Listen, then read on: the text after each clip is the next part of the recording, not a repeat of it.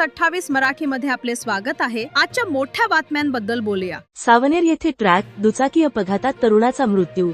Police station Saoner हद्दीतील सावनेर काटोल रोडवरील Ambika hotel जवळ आज ट्रॅक आणि दुचाकीच्या धडकेत बादल नामक तरुण गंभीर जखमी झाला होता।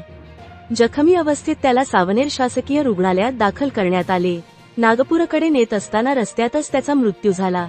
युवकाचा मृतदेह शवविच्छेदनाकरिता सावनेर येथे पाठवण्यात आला आहे। पोलिसांनी ट्रॅक चालकास ताब्यात घेतले असून सावनेर पोलीस घटनास्थळी दाखल झाले आहेत।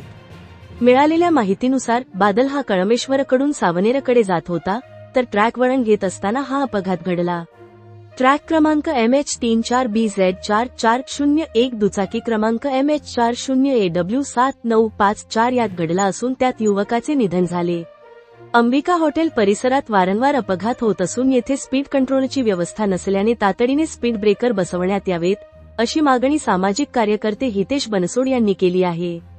सावनेर तहसील रिपोर्टर मुकेश नरबडेची रिपोर्ट।